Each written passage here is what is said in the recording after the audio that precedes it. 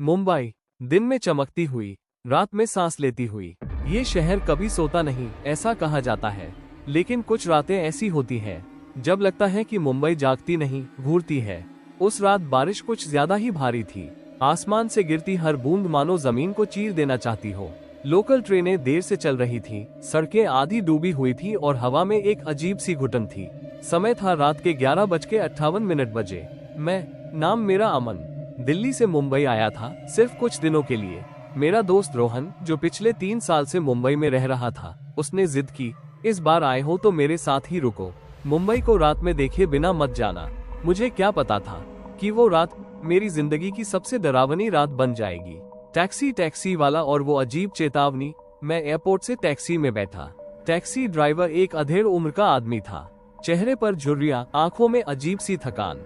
जैसे ही मैंने पता बताया, कुर्ला वेस्ट, हनुमान चौल के पास, उसने अचानक ब्रेक लगा दिया। साहब, वहाँ रात में क्यों जाना है? मैंने हंसते हुए कहा, दोस्त रहता है। वो कुछ सेकंड चुप रहा, फिर धीमी आवाज में बोला, बारिश वाली रातें वहाँ अच्छी नहीं होती। मैंने मजाक समझा, पर उसकी आंखें मजाक नहीं कर रही थी। हनुमान चौल, नाम पवित्र, इतिहास डरावना। हनुमान चौल नाम सुनने में जितना धार्मिक लगता है, जगह उतनी ही भयावह।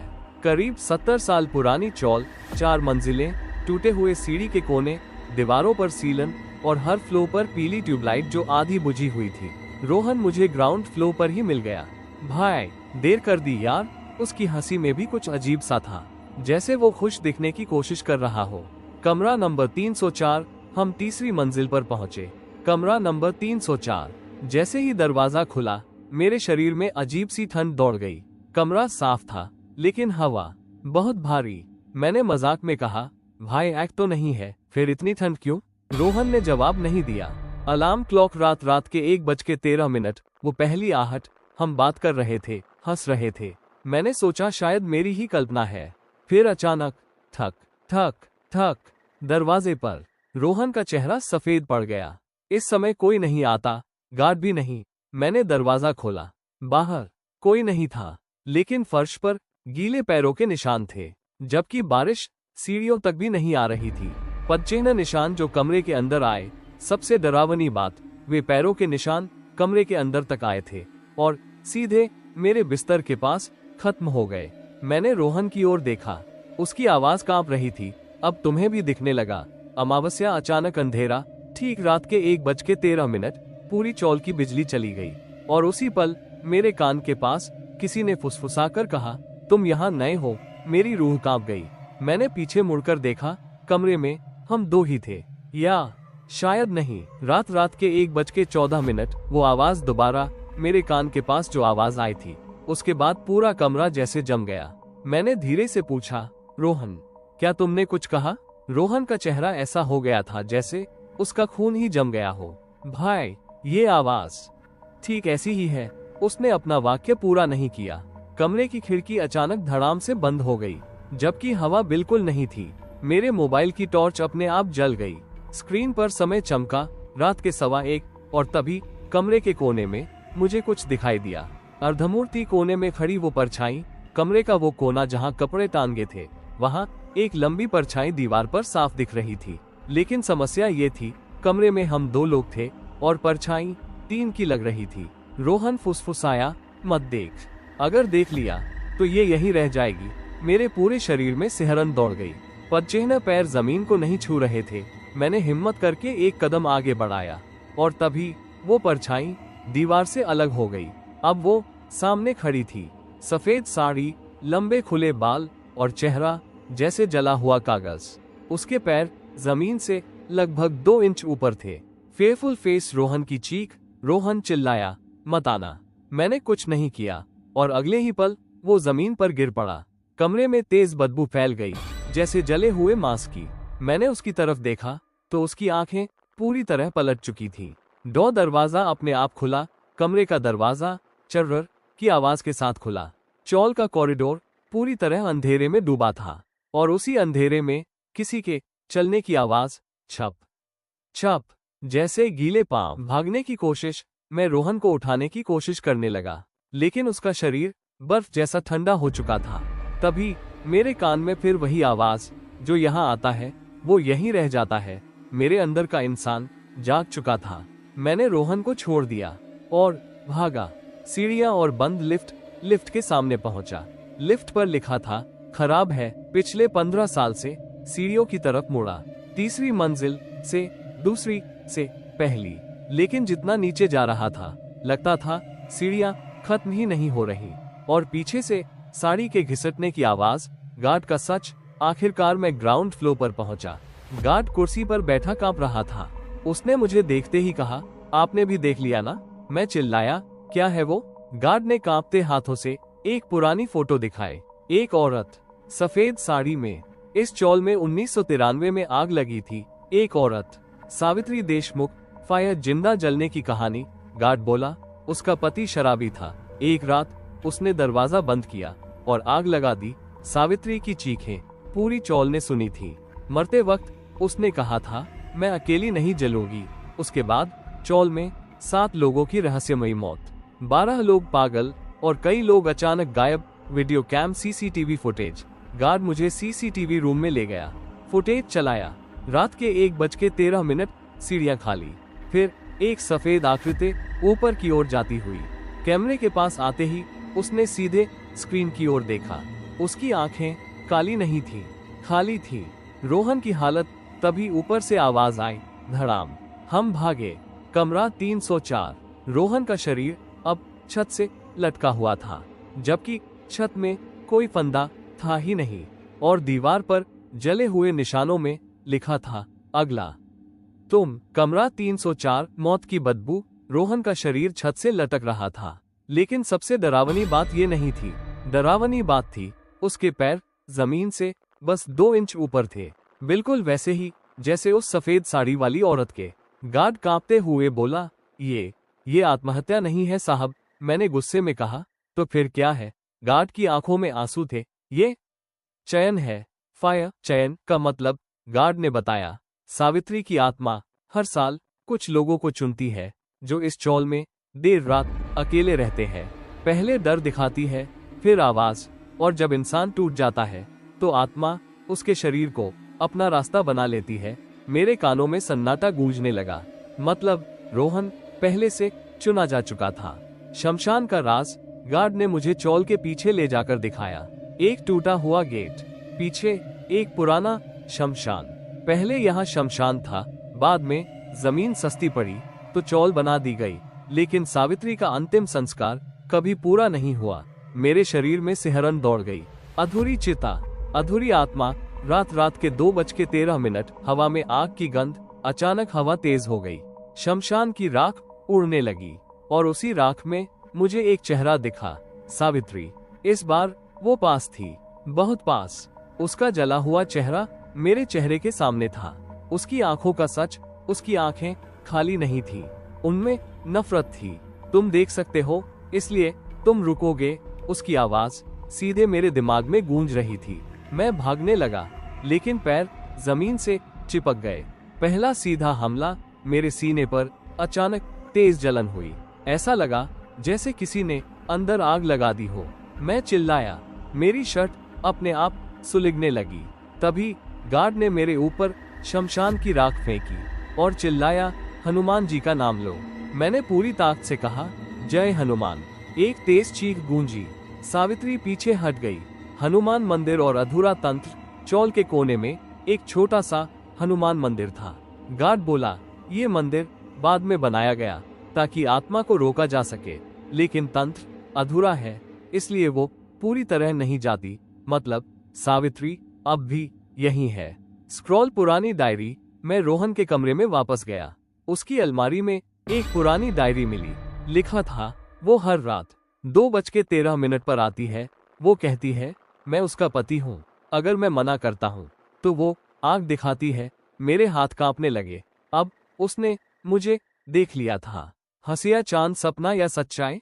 मैंने आंखें बंद की और जब खोली मैं उसी कमरे में था, लेकिन अब कमरा जला हुआ था। दीवारें काली और सामने सावित्री दुल्हन की तरह खड़ी थी।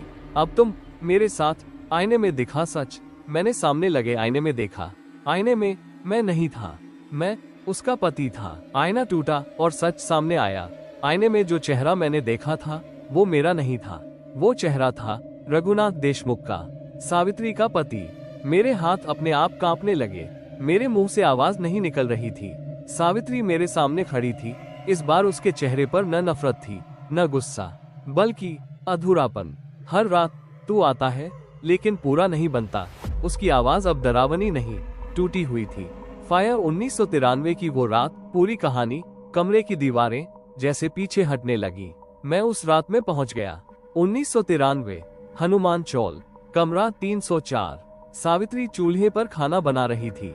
रघुनाथ शराब के नशे में धुत था। दहेज नहीं लाई तू, अब भुगत। दरवाजा अंदर से बंद। मिट्टी का तेल, एक तीली आग। सावित्री की चीखें पूरी चौल ने सुनी, लेकिन कोई नहीं आया, क्योंकि रघुनाथ ने सबको पहले ही धमका रखा था। मौत के बाद भी शांति नहीं। सावित्री का शरीर जल गया, लेकिन आत्मा नहीं गई, क्योंकि उसकी चिता पूरी नहीं जली थी। शमशान में आधी बारिश और आधा डर, अधूरी अग्नि, अधूरी विदाई। तांत्रिक का प्रवेश। रघुनाथ को रातों को सावित्री दिखने लगी। वो भागा और पहुंचा भिवंडी के एक तांत्रिक के पास। तांत्रिक ने कहा, अगर आत्मा से बचना है तो किसी और शरीर में उसे बांधना होगा। हर कुछ साल में एक नया शरीर। रघुनाथ ने सौदा कर लिया। पहला बलिदान रघुनाथ खुद नहीं बना। उसने चौल में रहने वाले लोगों को डर से तोड़ा। जो टूटे उन्हें आत्मा ने अपना रास्ता बनाया। यही वजह थी, रहस्यमयी मौतें, लटकी हुई लाशें, जलने के निशान, सब तांत्रिक बंधन का हिस्सा थे। हनुमान मंदिर का सच। हनुमान मंदिर सावित्री को रोकने के लिए नहीं, रघुनाथ को छुपाने के लिए बनाया गया था। मंदिर के नीचे एक गड्ढा, उसी में तांत्रिक वस्तुएं, खोपड़ी, मंत्र और जली हुई साड़ी का टुकड़ा। फेयरफुल फेस सावित्री का असली दुख। सावित्री मेरे सामने रो पड़ी। मैं बुरी नहीं हूँ, मुझे बांधा गया है। वो अब भी यही है। मैं चौंका। कौन? सावित्री ने धीरे से मंदिर की ओर इशारा किया। राक्षस रघुनाथ की आत्मा। मंदिर के अंदर दीपक अपने आप बुझ गए। एक भारी आवाज गूंजी, ये सब मेरी वजह से है। रघुनाथ की आत्मा, काली, घनी और बेहद क्रूर। मैंने उसे जलाया, अब ये जगह मेरी है। अंतिम उपाय, गार्ड ने कांपते हुए कहा। अगर आज अमावस्या की रात तांत्रिक बंधन नहीं तोड़ा तो अगला शरीर तुम्हारा होगा। मेरे पास एक ही रास्ता था, अनुष्ठान पूरा करना। अनुष्ठान की तैयारी, शमशान की राख, हनुमान मंदिर का दीपक, सावित्री की जली साड़ी और मेरा खून। सावित्री ने मेरी ओर देखा। डर मत, अगर तुमने ये किया मैं मुक्त हो जाऊंगी। अमावस्या रात के 2:13। अंतिम समय करीब। घड़ी ने 2:12 बजाए। पूरा आसमान काला, हवा रुक गई।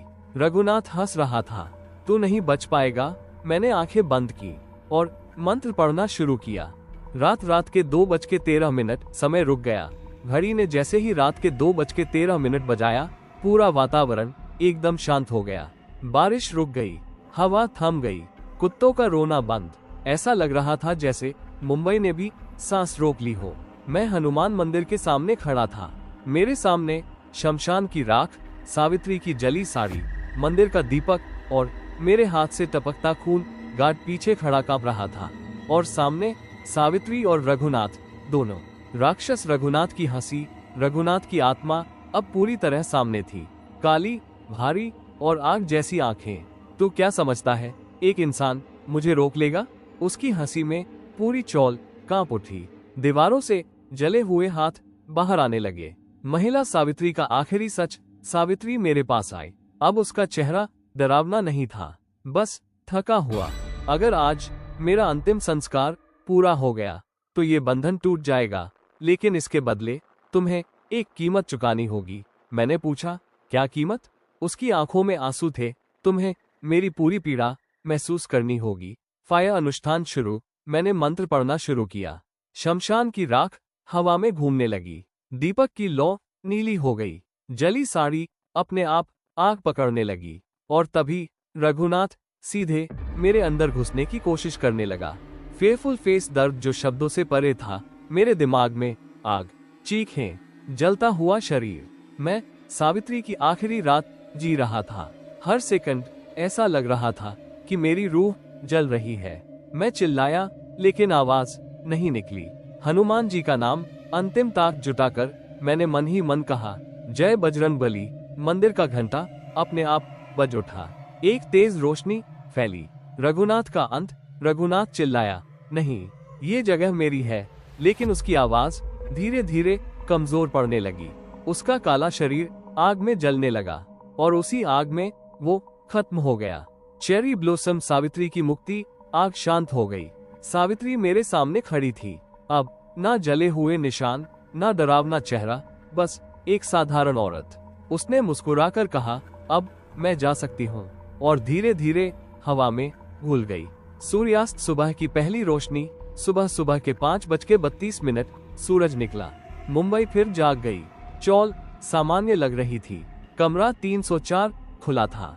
रोहन का शरीर गायब था, जैसे वो कभी था ही नहीं। पुलिस और अधूरी सच्चाई। पुलिस आई। रिकॉर्ड में लिखा गया, मानसिक तनाव के कारण दुर्घटना। किसी ने सच नहीं सुना, क्योंकि मुंबई हर सच सहन नहीं करती। आज भी मैं मुंबई छोड़ चुका हूँ, लेकिन हर साल जब अमावस्या की रात 2:13 बजती है, मेरे कान में एक हल्की आवाज आती है, धन्यवाद।